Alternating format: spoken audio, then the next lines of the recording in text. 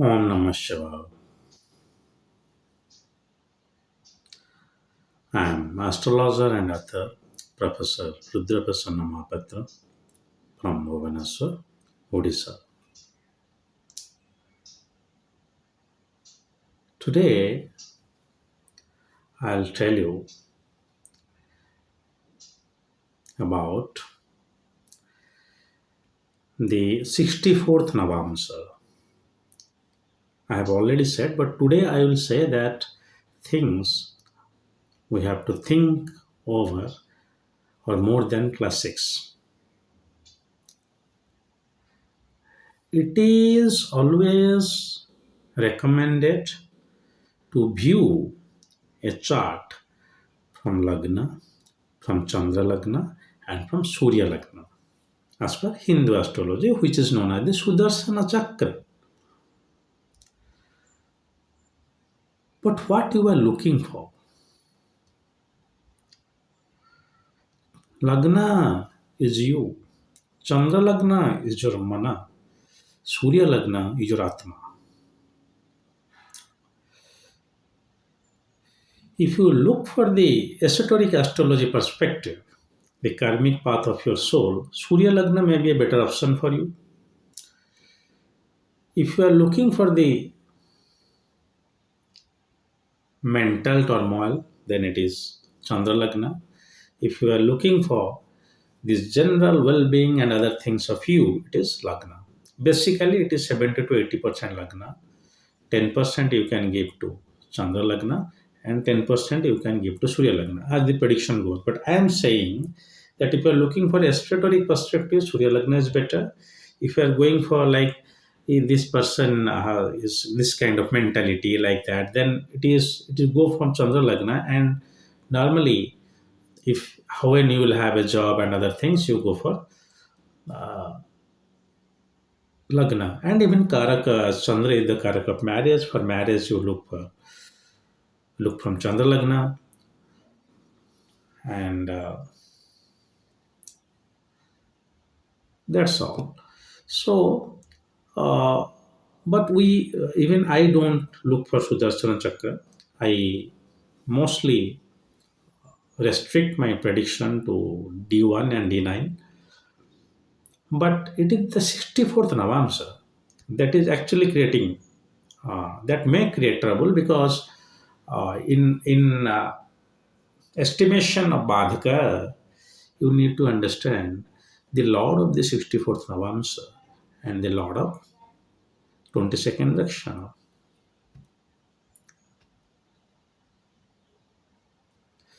In the classics, it is said that the fourth house from moon in the Navamsa chart is the 64th Navamsa. Any fourth house from any house is the 64th Navamsa of that. Why we should not take the fourth house of Navamsa from the Lagna? From the Lagna fourth house, it is 64th Navamsa. As Guru Varken Rao says, that do not blindly believe in classics. So, this is one of the propositions I am putting forward that please look for the 64th Navamsa from Lagna, not from Chandra Lagna. Like we see 22nd Rakshana from Lagna, not from Chandra Lagna. But it is said, I do not know why. Because in calculation of Badhaka, I have already said it, but again I am repeating. Lagna we are considering, here we are considering the Chandra Lagna. If you are considering the Badhaka from Rasi, like for Tula Rasi, the 11th Lord will be Tula Rasi, 11th Lord is your Sun. So Sun will be Badhaka if Leo is also the house of 64th Navamsa. That means in the Lagna, in the Navamsa Lagna will be Aries. That is how Shiva, not Aries, Taurus. That is how the fourth house will be Leo, and that will be the 64th Navamsa. The Lord of the 64th Navamsa is said to be malefic for that person. But what kind of maleficent it gives? It is normally mental turmoil. But the Lord of 22nd Dakshana, death. So that is from Lagna, and somewhere maybe our rishis they have said that it is from Chandra Lagna. But it is always wise to consider the 64th Navamsa from Lagna instead of Chandra Lagna. If you are considering the Vadaka from the Rasi, then it is okay, but that is also wrong. You have to consider the Badhaka from the ascendant. Well, that is one side, the Badhaka side. Please look for the Lord of the 64th Navamsa in the chart. Wherever it is posited, it is not good for the native. 64th Navamsa Lord is in 5th house, problem for progenies. It is in the 10th house, problem in the career. Badhaka is a very general rule, but please identify that. Now, having said that, here also you can also rely on the classical principle that you look for the moon also and check that.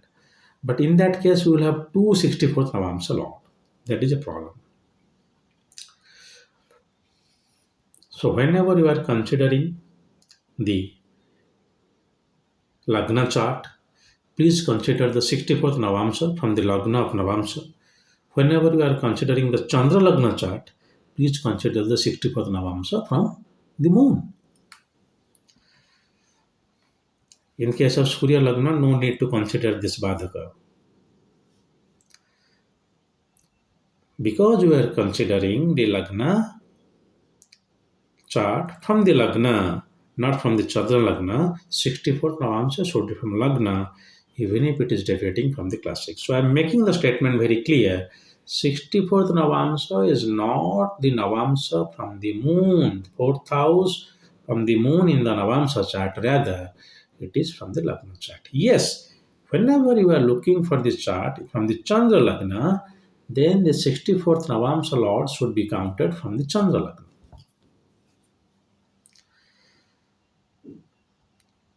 I think I am clear, but let me again make the statement for you. Even if classics are saying that the 64th Navamsa is nothing, it is the 4th house from the moon in the Navamsa chart, but it is not so. In case of calculating, in case of examining the Lagna chart, please look for the 4th house from the Navamsa Lagna. When you are 4th house in the Navamsa chart. But if you are considering, when you are considering Lagna chart from the Chandra Lagna, then you can consider the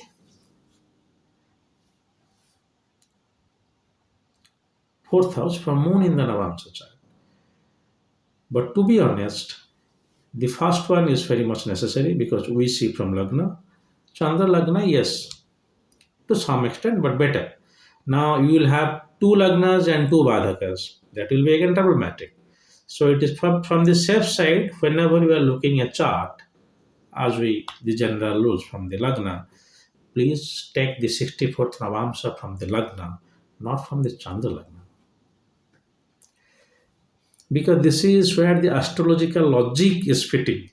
I don't need any kind of Puranic, any kind of mythological logic to verify the words. No, Chandra is like that. No, no, no. If you are looking the chart from the Lagna, then your Lord of the 64th Navamsa should be from the Lagna, and the Lord of the this 22nd Dakshana should be from the Lagna. Because you are counting it from the Lagna.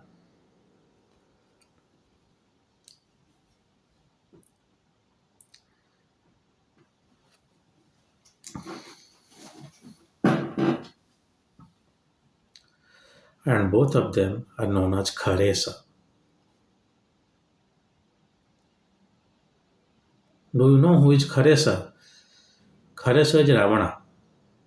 Ravan is Kharesa because Khara was He was commander in army of Ravana's army. So he was a great demon. So his king was Ravana. So Kharas is Ravana.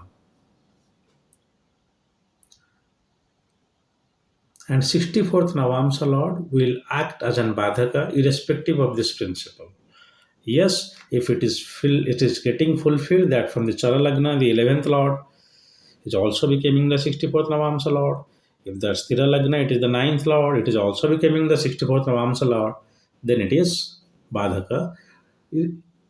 Even irrespective of that, if the Lord of the 64th Navamsa is placed somewhere in the chart, it will create the trouble. So you can also exceed the term, the Badhaka, to the other hand. It is not always strictly according to the principle of this Chara, Sthira, and the Atmika Lagna and their placement of houses. Well, today's topic, I just wanted to say that don't confuse. Please look for the 64th Navamsa Lord. Consider the 64th Navamsa Lord as the fourth house in the Navamsa, and the 22nd Decan, anyway, it is the eighth house in the Dakshana chart. But these two are necessary, however. But 64th Navamsa would count like this. Chandra Lagna counting will create severe confusion because we are not looking the chart from the Chandra Lagna. We are looking it from the Lagna and we are taking the 64th Navamsa from Moon. It is wrong. We calculate the 64th Navamsa from the Lagna, a different Navamsa will come. You calculate it from the Moon, it will be different Navamsa. So why? The 64th Navamsa, you are taking the Lagna means the Navamsa chart, it will be the Lagna. So it was a doubt among my students. So earlier I have said about Badhaka elaborately, also written on this research papers. So now I am making the statement very clear. If you have more doubts, if you have more information to share, please write in the comment box. Do not ask any personal question in the comment box. Sir, in my chart, this is the case, what shall I do? For that, you need to visit the description for consultation. You can email me or you can WhatsApp or Telegram me for further guidance, but do not ask any personal question.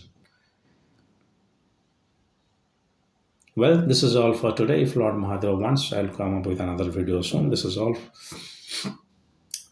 Till then, God bless you all. Om Namah Shivaya.